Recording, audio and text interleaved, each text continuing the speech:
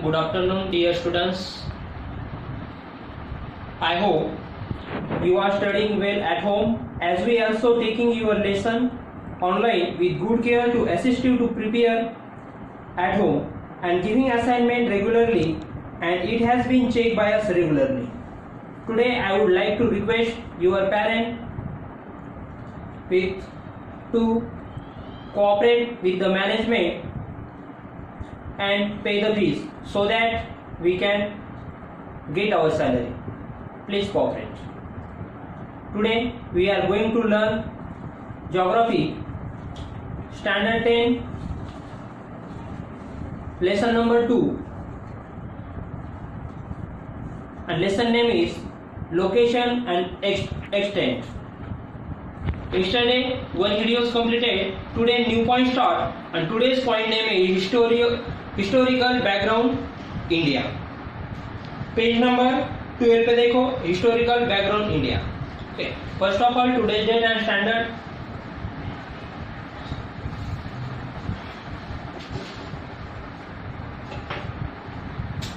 Standard 10 date 27 अगस्त 2020. Subject geography.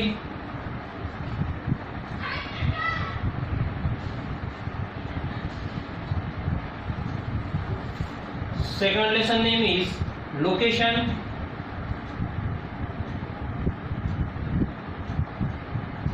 and extent.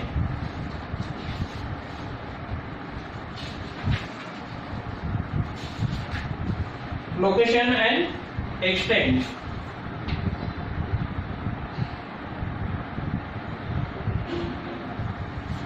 Okay. Open your textbook, page number 12. Look at the textbook and listen carefully. यहाँ पे है historical background India, page number 12. ये map देखो और यहाँ पर पेज नंबर ओपन कर दो. Historical background India. India was under the British rule for almost one and a half century. 1.5 century मतलब 150 ईयर जो इंडिया था किसके रूल में था? ब्रिटिश के रूल में था. 150 ईयर, 1.5 के case. India got is independence in the year 1947. तो इंडिया इंडिपेंडेंस कब हुआ? 1947 में इंडिया इंडिपेंडेंस हुआ. ये याद रखो, ये डेट इंपॉर्टेंट है. कितने ईयर उसके अंडर था और इंडिपेंडेंस कब हुआ. Despite facing several problems like 3 wars, famine situation in various parts and similar issue after independence, India is a major developing country of world. India is considered to be the global market too because of various economic reforms from time to time. India economic development has paced up. पहले मैं read करता हूँ, फिर आपको एक एक point उसमें explain करता हूँ. The proportion of youth in India population is high because this form a major part of the working population. India is looked upon as a young country. तो सबसे पहले हमें इसमें बताया है कि India British rule for almost 1.5 century India British के rule में था. वैसे तो इंडिया में जो ब्रिटिश अगर हम काउंट करते हैं 1757 से तो 1947 तक ये होते हैं 190 ईयर. 190 ईयर तक ब्रिटिश इंडिया में थे, मगर रियल में उन्होंने पूरे इंडिया के ऊपर पूरे इंडिया को कैप्चर किया था. तो कितने ईयर किया था? 90 ईयर. इंडिया को पूरा इंडिया उनके कैप्चर में 90 ईयर था पूरा. मगर ऐसा अगर राउंड फिगर बताया गया, मगर कोई पार्ट उन्होंने बंगाल का था और दूसरी तरफ पोर्तुगीज का था, कोई इंडिया के किंग का कुछ पार्ट था, ऐसे अगर बताया गए तो टोटली 1.5 सेंचुरी होता है. ओके, तो अगर ऐसे रियल में देखा गया तो फिर ऐसे उनकी सिचुएशन थी. उसके बाद है Despite facing several problems like three wars. अब थ्री वार्स, अभी थ्री वार्स के बारे में आपको बताता हूँ। थ्री वार्स कौन कौन से हुए थे। आपको वार्स नहीं लिखना है एग्जाम में, सिर्फ आपको आपकी जानकारी के लिए मैं वो बता रहा हूँ। जो फर्स्ट वार है चाइना हुआ था, चाइना इंडिया, चाइना और इंडिया के बीच हुआ था 1962। ये लद्दाख का हमारा जो पार्ट था अक्साई चीन करके, उसने क्या कर लिया था, वो 1962 में चाइना ने कैप्चर कर लिया। अभी वो चाइना के अंडर में। ओके, चाइना वो वार जीत गया था 1962 का। उसके बाद हुआ था पाकिस्तान,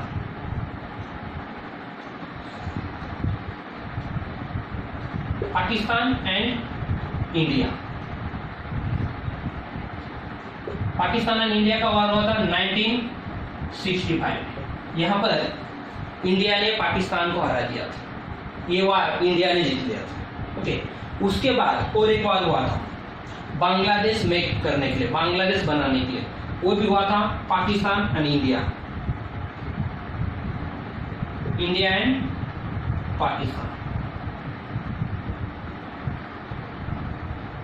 पाकिस्तान के बीच हुआ था 1971। ओके, तो ये जो वार हुए थे, इसमें पाकिस्तान और इंडिया का जो वार हुआ था, जो विश्व पाकिस्तान कहा जाता है, अभी जो बांग्लादेश है वो पहले विश्व पाकिस्तान से जाना जाता था।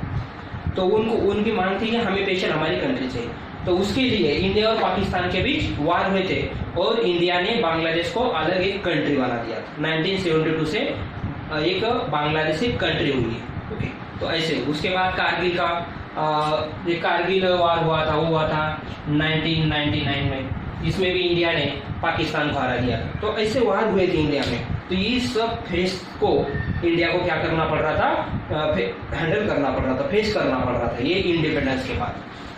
ये कि इंडिया का बैकग्राउंड है, historical background. Situation various part of three wars है। उसके बाद famine situation in various part. तो कुछ 1943 में एक यूपी में फेमिन हुआ था, पूरा सूखा हुआ था और वहाँ पर वाटर की कमी हो गई थी, इसलिए वो फेमिन की वजह से वहाँ पर लगभग 3000 पीपल मर गए थे। ओके, कहाँ पर, ये आपके एक्स्ट्रा की जानकारी में आपको दूँ तो फेमिन किसे कहा जाता है, उस समय फेमिन हुआ था।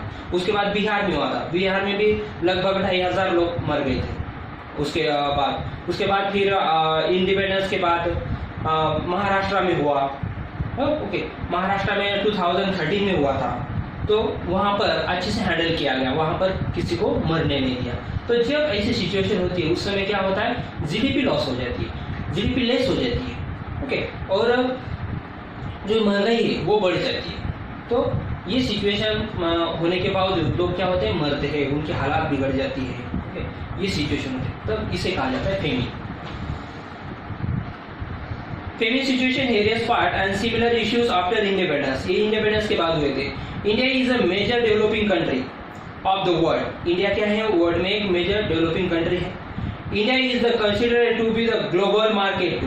इंडिया की आज की अगर हम आबादी देखते हैं, आज की पॉपुलेशन देखते हैं 2020 की अगर इंडिया के पॉपुलेशन के बारे में हमें पता लगा तो 138 करोड़ इंडिया की अभी पॉपुलेशन।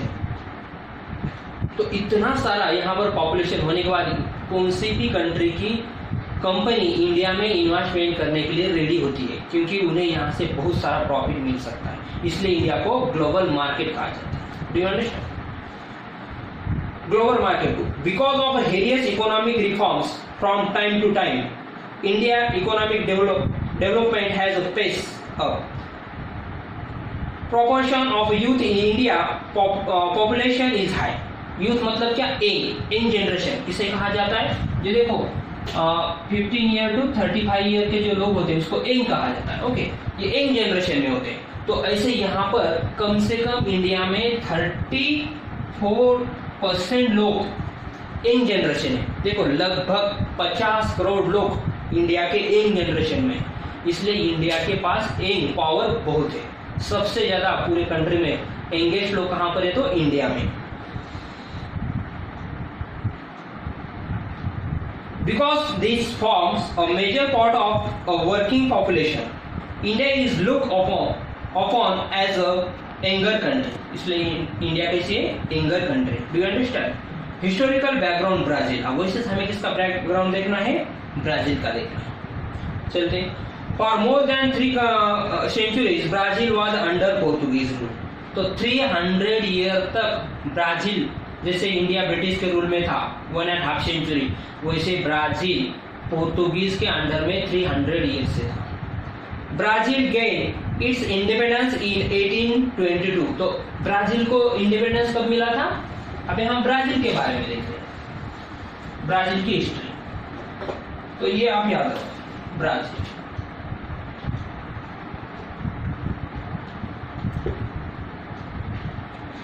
ब्राजील इंडिपेंडेंस था 1822 में। इसको ब्राजील को कितने ईयर पोर्तुगीज के अंडर में थे?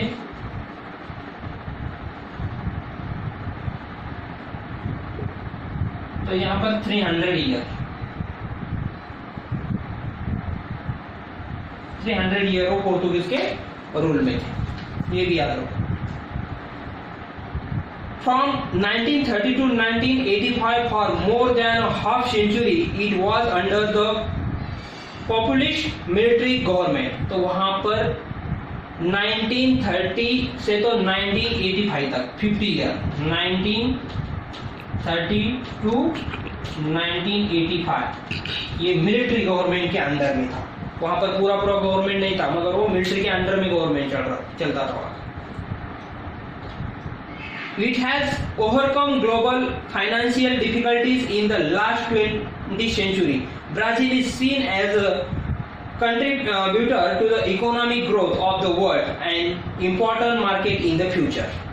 अब देखो वहां पर क्या हुआ था कि एक Brazil is seen as a difficult financial, बहुत डिफिकल्ट फाइनेंशियल में चल रहा था, क्योंकि उनका जीडीपी है ना वो माइनस में चला गया था।